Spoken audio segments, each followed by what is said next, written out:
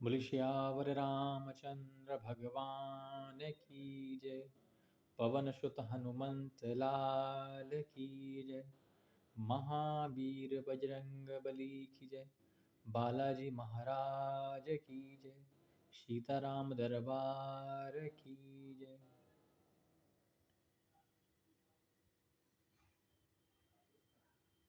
वर्णानामृतसंघानां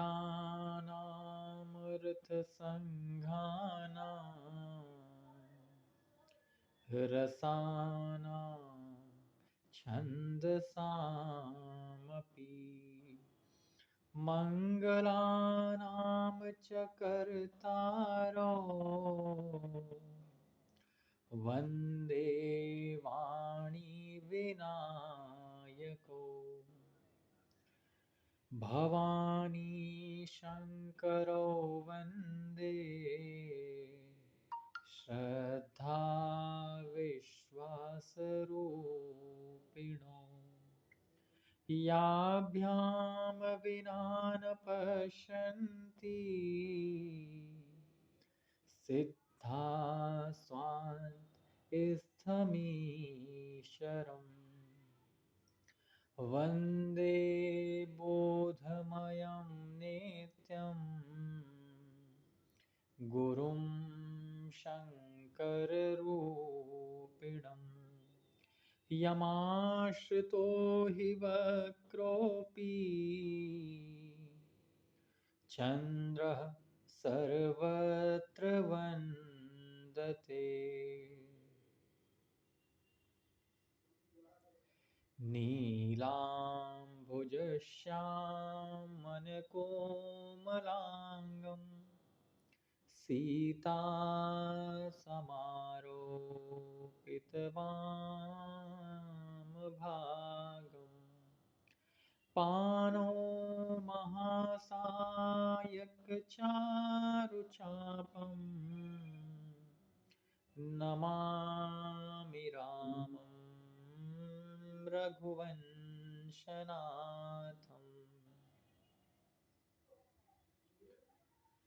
बोले श्यावर रामचंद्र भगवान की जय। पवन सुत हनुमंत लाल की जय। महावीर बजरंग बली की जय।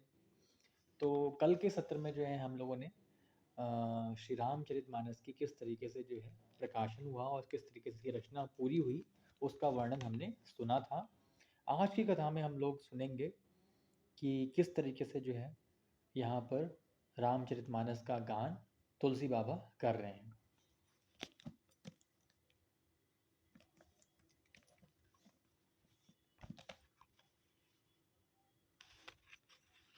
तो कल की ये चौपाई थी, उसको एक बार दोबारा से स्मरण कर लें। नौमी भौम बार मधुमासा, नौमी भौम बार मधुमासा, अवधपुरी यह चरित प्रकाशा, अवधपुरी यह चरित प्रकाशा। जेहि दिन राम जन्म श्रुति गावहीं, जेहि दिन राम जन्म श्रुति गावहीं, तीरथ सकल तहाँ चलि आवहीं, तीरथ तहाँ सकल चलि आवहीं। संवत सोरह सै इकतीसा, संवत सोरह सै इकतीसा, करहूँ कथा हरि पद धर शीशा, करहूँ कथा हरि पद धर शीशा। संवत 1631 में ये कथा जो है श्री रामचरितमानस जो है ये इसका आरंभ तुलसीदास जी ने श्री हरि के चरणों में पद नवा करके इसका आरंभ किया है। अब इसके बाद में जो है यहाँ पर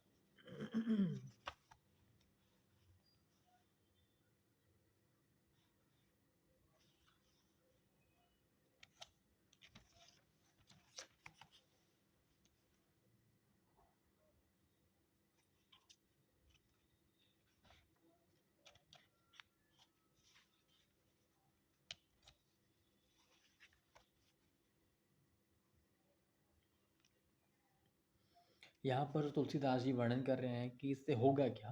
तो रामचरितमानस से क्या होगा, उसकी एक चौपाई है।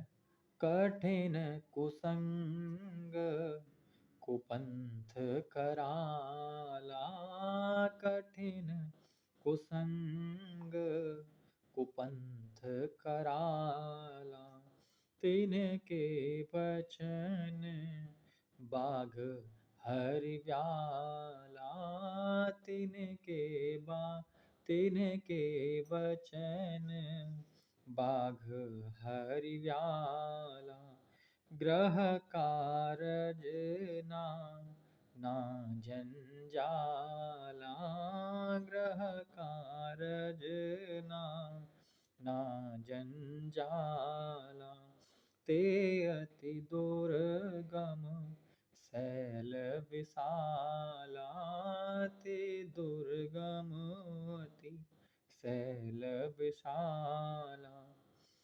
तो उन्होंने बताया है कि कठिन कुसंग जो है और कुपंथ जो है, उसका कराल जो कलिकाल है ये, इसके सारे दोष जो हैं श्री रामचरितमानस के प्रभाव से स्वतः ही मिट जाएंगे। और गृह कारज नाना जंजाल में जो लोग फंसे हुए हैं वो उससे मुक्त होकर के अपने जीवन का थोड़ा सा मार्ग प्रशस्त कर सकेंगे।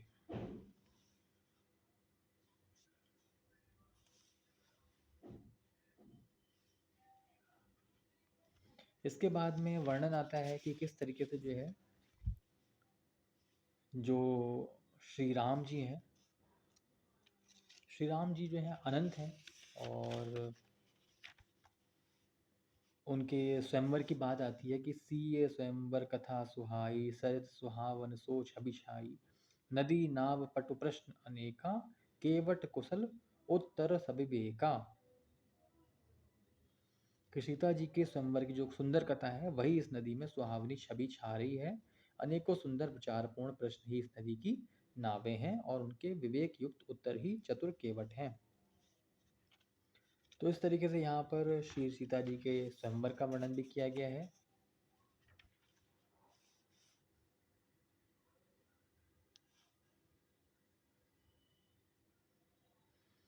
अब यहाँ पर कथा जो है भरद्वाज मुनि जो है वो सुना रहे हैं।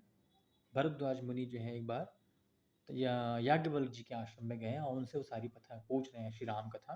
तो उसकी एक चौपाई है।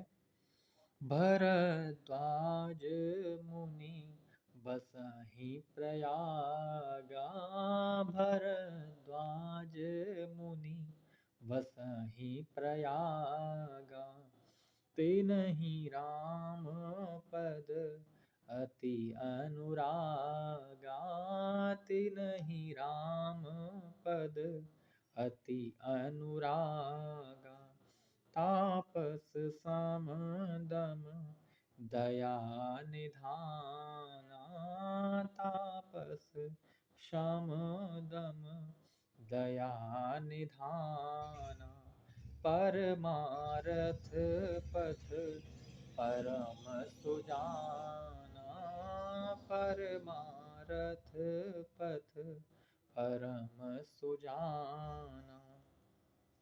भरद्वाज मुनि जो है वो प्रयाग में बसते हैं। उनका श्री राम जी के चरणों में अत्यंत प्रेम है।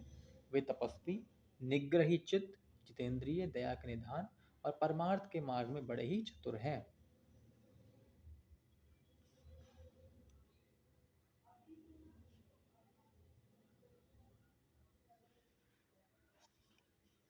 तो जो भरद्वाज मुनि है वो याज्ञवल्क्य जी के पास में जाते हैं और जाकर के उनसे सारी कथा पूछते हैं।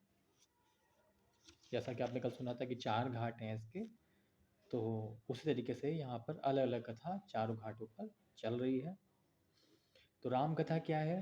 राम कथा शशि किरण समाना, राम कथा शशि किरण समाना, संत चकोर करहिं जेहि पाना, संत चकोर करहिं जेहि पाना।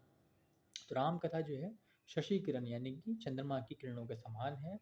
संत चकोर करें जही पाना, जिसे संत रूपी चकोर सदा पान करते रहते हैं।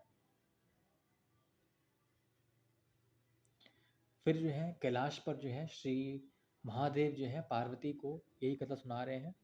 तो वो सुना रहे हैं कि एक बार त्रेता जुग माही, एक बार त्रेता जुग माही, शंभु गए कुंभज ऋषि पाही, शंभु गए कुंभज ऋषि पाही, संग सती जग जननी भवानी, संग सती जग जननी भवानी, पूजे ऋषि अखिलेश्वर जानी, पूजे ऋषि अखिलेश्वर जानी।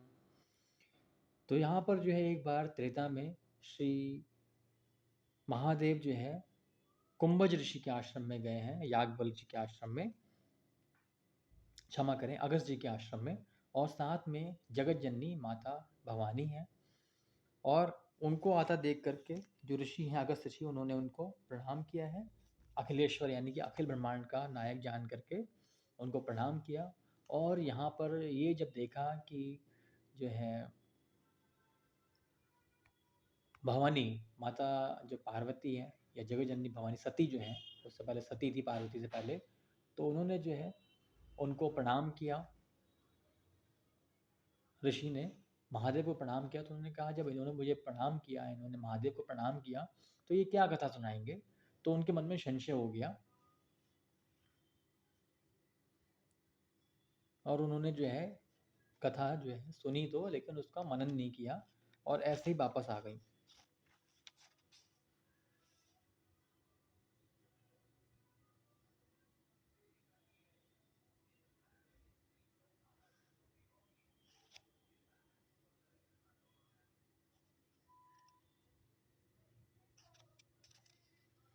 अब इसके बाद में चरित्र आता है कि जब वहाँ से कथा सुन के वापस आ गए, तो जो सती हैं वो जो है मन में संशय कर रही हैं।